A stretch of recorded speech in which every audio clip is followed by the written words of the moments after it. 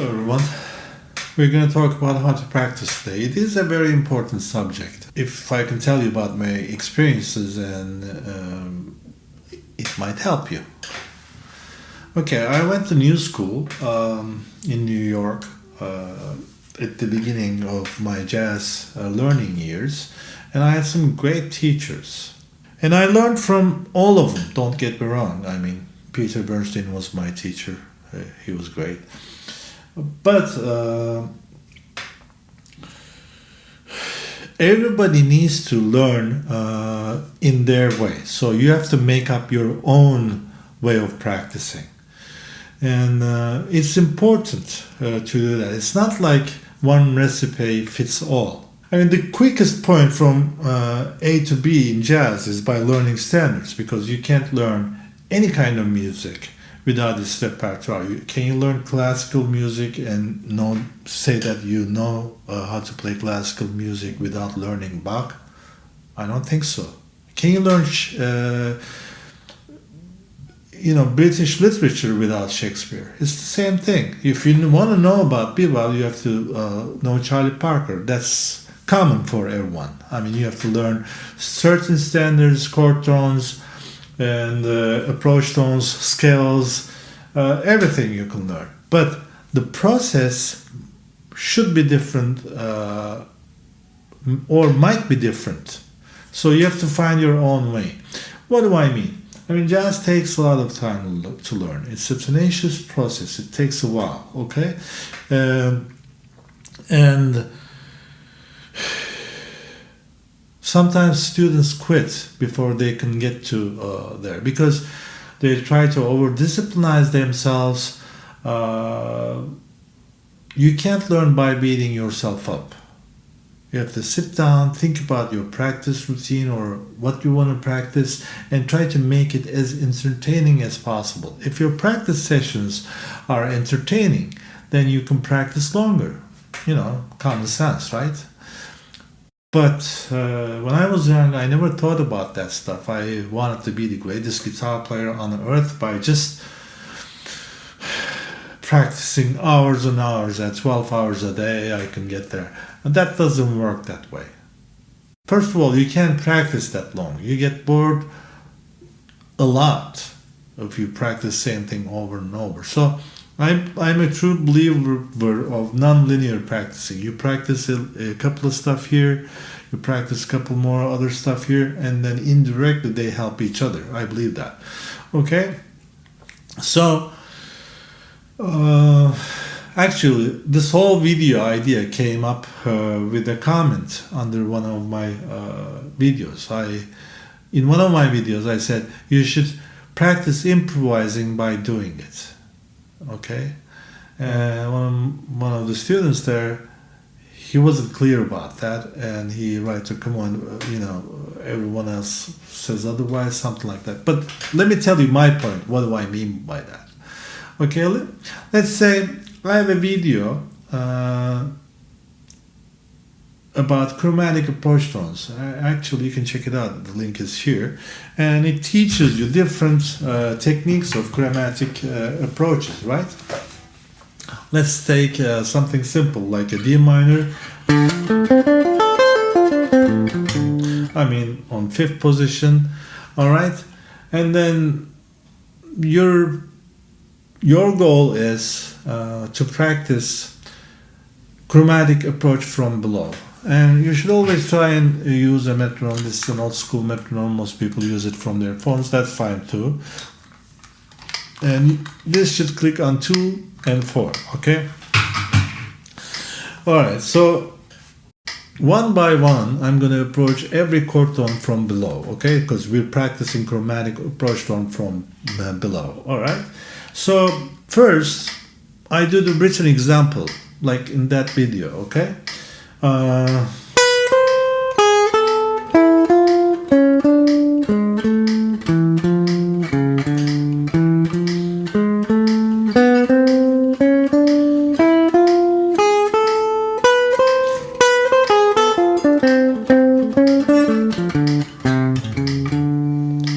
Okay, I came up with a line after that. This was improvised. You should push your boundaries, but try to come up with something with this context right at the spot. That's what I mean by you should practice improvising. Let me turn this off. By doing it, okay? You should make every practice session a playground for you, all right?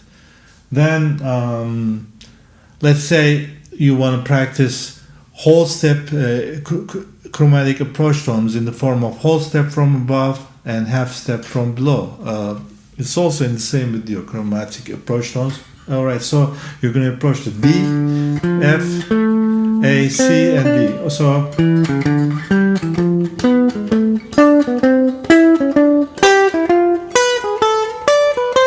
okay, once you learn where they are and how to apply it, you can use it in different ways. You make a play out of it. Or maybe you're practicing just the arpeggio, just the chord tones. Alright, don't forget your metronome. Just turn on your metronome. It's always good to have a metronome clicking on 2 and 4 at a comfortable tempo. This is set to 60, so it's like 120. It's clicking on 2 and 4. 1, 2, 3, 4, 1, like that. Alright?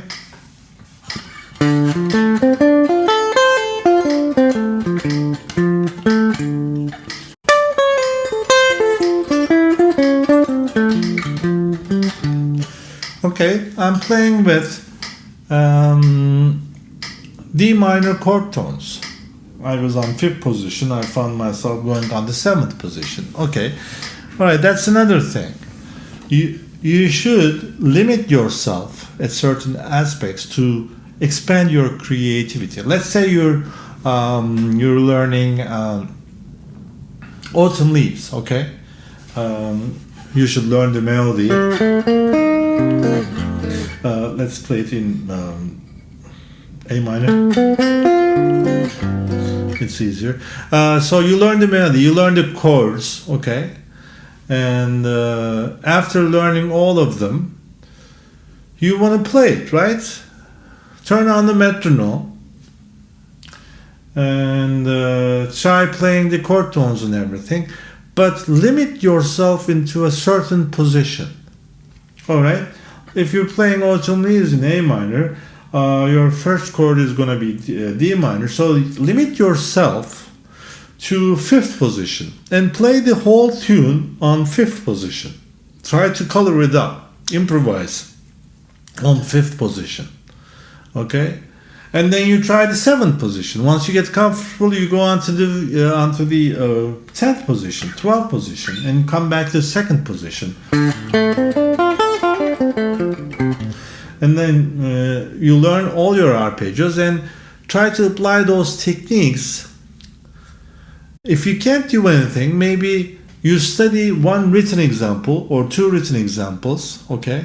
Once you understand how the technique is applied, try to come up with lines using that technique right at the spot. That's what I mean by practice improvising by doing it, okay? Your guitar at hand and pick a very certain subject. I mean, don't try to learn chromatic approach from below, whole step, half step from above and below, double chromatic approach, all chromatic approach types at one time. Just pick one and practice with it. Make a play out of it. Play with it. Okay? That'll be the most helpful, most inspiring practice session for you. And if you keep organizing your practice sessions like that, it'll be great because you would want to do it more the next day. Once you get better at it, you're going to do more and more. So it should be motivating you, not the opposite, okay? So that's one way of doing it. And the second element of practicing is judgment. Judgment is very important. You want to have a certain style that you like. So you play a line.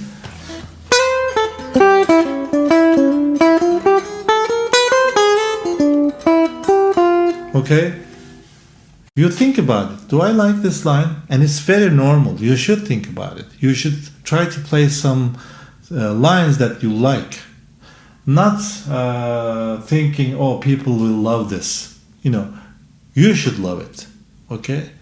And you can hear it better that way. So this kind of judgment is normal when practicing. But you practice long hours. Let's say you practice today 5 hours and you need to play at night for 2 hours. And your practice session is longer, right? So what are you doing when you're practicing? You're judging yourself all the time. I was able to play it correct. This was not correct. It didn't cut it. I have to do it again. Stuff like that. That's all judgmental. Now at night you have to do something totally opposite. There's no room for judgment. There's no time. Even though it's positive. How many times I messed up my solo after playing a great line? I say to myself, wow, that's a great line. And then next thing you know, I broke my connection to my subconscious. And the next line I play probably is forced, little bit out of time, or boring, maybe not interesting. That happens to me a lot. So when you're on the bandstand, you should focus on staying connected to your subconscious, to other people in the band. Try to hear everything. You should be in the zone. It's perfect situation. You should be playing stuff almost like it's going through you. You're not coming up with it, and you could play it in only a certain way. When the best music happens, that's the feeling I get. I feel like myself is just a channel that's coming from above. That's where I feel it coming and going through me and going to the audience. That's what it feels like to me. Okay, and to achieve that kind of connection to your subconscious, you should never judge what you're doing. If you want to record yourself and listen to it the next day, okay, that's fine. You can be judgmental the next day. That's not going to mess up your performance. But over the years, it happened to me a lot. I thought I sounded great, and then next day I heard the tape. It didn't sound that good. So sometimes, if the feeling is great, I don't listen to whatever I've recorded it with, okay? Because that's life. Everything does not fall into perfect place all the time, okay? If you have a good memory of that night, maybe you should keep it and not listen to tape, but that's also personal. But the main thing I'm trying to say, judgment is normal during practice, but you have to do the opposite when you're performing in front of an audience to stay connected, to be in the zone, okay? All right. Another thing. I talked about limiting yourself to a position, all right? And another good exercise would be trading 4 bars with yourself, like you would do with a drummer, okay? What do I mean? Okay, you want to practice what? Chord tones, approach tones, scales, chords, melody, when you're learning a standard, right? If you chose the way to learn jazz music through the standards, which is great, by the way, you have to learn a standard and then go on to the next. When you're learning a standard, you learn the chords, melody, and scales. You start playing the melody for 4 bars, and then you go into chords for 4 bars. But you start playing the melody from bar 1 through 4. Once you're on the 5th bar, you start playing chords. You go on to the bridge, you improvise, and you go back to chords again, and then like a juggler. You keep changing. You know, that is one of the best advices I got for practicing. It makes your inner form feel very, very strong. If you have a very strong sense of form, you will sound better. Your lines will sound better, your chords will sound better, you can anticipate stuff better. So that's a great practice. You again limit yourself to 4 bars and then you have to switch to something else. Okay? Alright, so I said practicing through learning standards is a great idea. Okay, let's talk about that for a minute. Why? Can you study English literature without knowing about Shakespeare? Or can you study classical music without knowing about Bach? If you want to learn bebop, you have to know about Charlie Parker. That's how it goes. And you have to learn a certain repertoire. All right? And you'll learn through the repertoire a lot. Because you have to improvise on different changes of different standards. All right? And so you keep learning tunes and learn the chord changes and study the 1-3-7,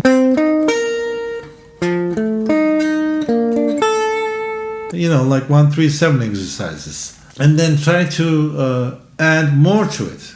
All right, that's your 1-3-7 for C minor 7, right? And then you go up that way. And then you add some other lines to it. You learn it here.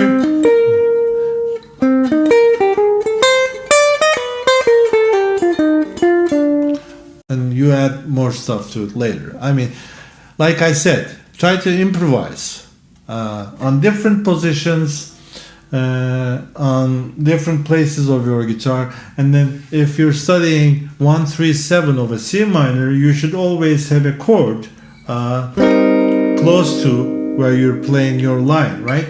C minor 7 here, C minor 9 here, C minor 7 here, C minor 7 here, right? C minor 7 here.